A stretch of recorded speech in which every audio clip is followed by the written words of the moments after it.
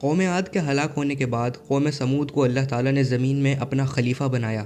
اللہ تعالیٰ نے انہیں اتنی طاقت دی تھی کہ یہ پہاڑ تراش تراش کے اس میں اپنے گھر بناتے تھے۔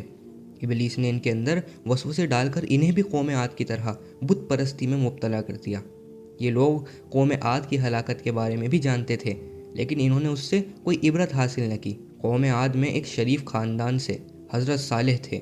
اللہ تعالیٰ نے حضرت صالح کو اپنا نبی بنا کر ان کی قوم میں بھیجا۔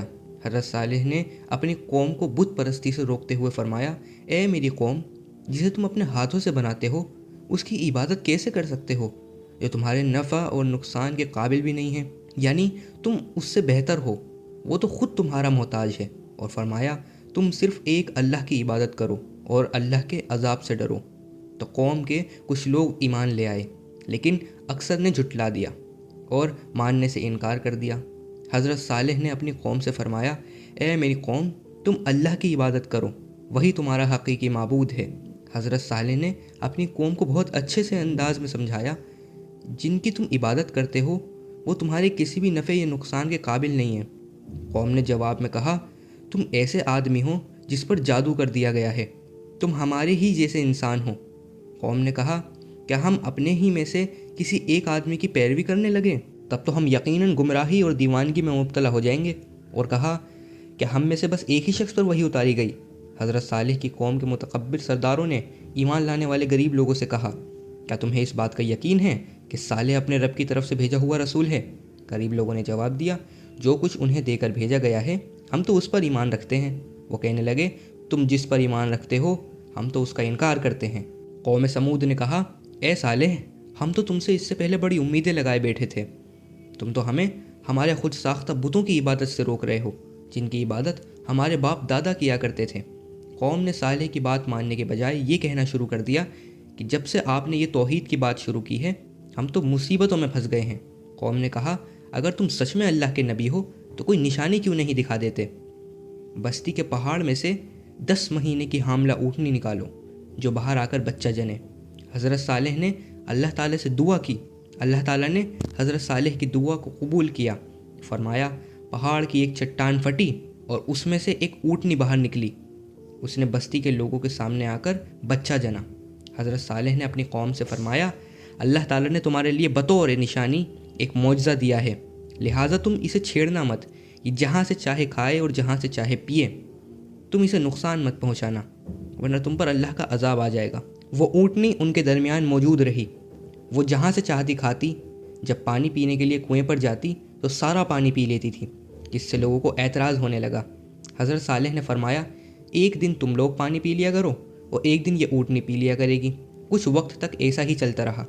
اس اونٹنی کی خاص بات یہ تھی کہ جیسے ہی وہ پانی پیتی تھی اس کے تھن دودھ سے اتنا بھر جاتا تھے کہ دودھ نکلنے پر لوگوں کے برتن دودھ سے بھر جاتے تھے، اور بستی کے جانور اس اونٹنی سے ڈرتے تھے، اس لیے اونٹنی قوم کے جانوروں سے الگ رہتی تھی۔ حضرت صالح نے اپنی قوم کو اس اونٹنی کے بارے میں پہلے ہی سمجھا دیا تھا کہ اس کو پریشان مت کرنا، ورنہ تم پر اللہ کا عذاب آ جائے گا، لیکن قوم نے آپ کی بات کو اہمیت نہ دی اور اونٹنی کو قتل کرنے کا پلان بنانے لگے تاکہ سارا پانی انہیں مل جائے۔ امام ابن جریر اور دیگر مفسرین نے ذکر کیا، قوم سمود میں 2 عورتیں ایسی تھیں جنہیں حضرت صالح سے بہت نفرت تھی۔ ان میں سے ایک عورت بہت مالدار اور اعلیٰ خاندان کی تھی جس کا نام صدوق بنت محیا تھا۔ اس نے قبیلہ اسلم کے ایک آدمی سے شادی کی، پھر اس سے طلاق لے کر اپنے چچا زاد مسرح بن مہراج سے کہا، اگر تم صالح کی اونٹنی کو قتل کر دو تو میں تم سے شادی کر لوں گی۔ دوسری عورت کا نام انیزہ بنت غنیم بن مجلون تھا۔ یہ ایک مالدار آدمی دواب بن عمرو کی بیوی تھی۔ ان دونوں عورتوں کے پاس کافی تعداد میں جانور تھے۔ ان کے جانور حضرت صالح کی اونٹنی سے بہت ڈرتے تھے۔ انیزہ نامی عورت نے قدر بن سالف، جو ایک بدماش آدمی تھا، اس سے کہا، میری 4 بیٹیاں ہیں، اگر تم صالح کی اونٹنی کو قتل کر دو تو میری جس بیٹی سے چاہو اس سے تمہاری شادی کر دوں گی۔ یہ دونوں نوجوان صالح کی اونٹنی کو قتل کرنے کے لیے تیار ہو گئے اور قوم کے مزید افراد کو بھی اپنے ساتھ شامل کر لیا۔ اس طرح قوم کے 7 مزید بدماش ان کے ساتھ مل گئے۔ ان 9 لوگوں نے مل کر قبیلہ کے باقی افراد کی بھی حمایت حاصل کر لی اور اونٹنی کو قتل کرنے کے لیے گھات لگا کر بیٹھ گئے۔ جب اونٹنی کنویں سے پانی پی کر واپس آئی تو مسرہ نے اونٹنی پر تیر چلا دیا۔ تیر اونٹنی کی پنڈلی کی ہڈی میں گھس گیا۔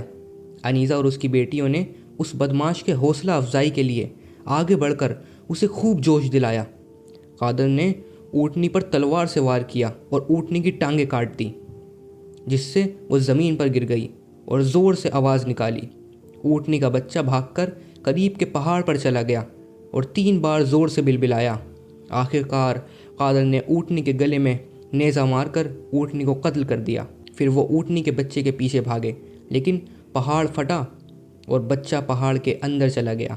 اونٹنی کے مرنے کی خبر جب حضرت صالح کے پاس پہنچی تو آپ تشریف لائے۔ اونٹنی کو مردہ حالت میں دیکھ کر رو دیے۔ قوم نے کہا، اے صالح، اگر تو سچ میں رسولوں میں سے ہے تو جس عذاب سے ہمیں ڈراتا ہے وہ عذاب لے آ۔ اور قوم نے اس اونٹنی پر ظلم کیا جس سے انہیں منع کیا گیا تھا۔ ایک مرتبہ رسول کریم صلی اللہ علیہ وسلم نے خطبے کے دوران حضرت صالح کی اونٹنی اور اس کے قتل کرنے والوں کا ذکر کیا اور فرمایا، اسے قتل کرنے کے لیے ایک مضبوط قادر نامی سردار تھا جس کی لوگوں میں بات مانی جاتی تھی، جیسے قریش میں ابو جہل آدمی ہے۔ آپ صلی اللہ علیہ وسلم نے حضرت علی سے فرمایا، کیا میں تمہیں سب سے زیادہ بدبخت آدمی کے بارے میں نہ بتاؤں؟ حضرت علی نے عرض کیا، جی ہاں ضرور بتائیں۔ آپ صلی اللہ علیہ وسلم نے فرمایا، قوم سمود کا سرخ رنگ آدمی جس نے حضرت صالح کی اونٹنی کو قتل کیا۔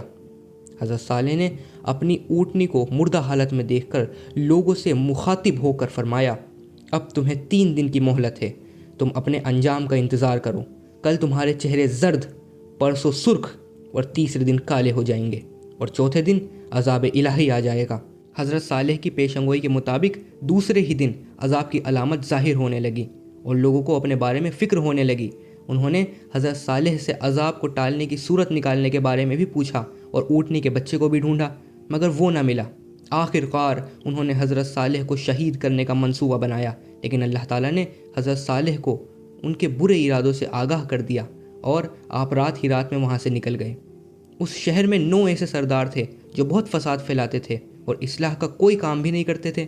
یہ وہی سردار تھے جنہوں نے حضرت صالح کو شہید کرنے کا منصوبہ بنایا۔ جب قوم سمود نے حضرت صالح کو بطور معجزہ ملنے والی اونٹنی کی ناقدری کی اور اس کو قتل کر دیا تو اللہ تعالیٰ نے حضرت صالح کی پیشن گوئی کے مطابق قوم سمود پر اپنا عذاب نازل فرمایا۔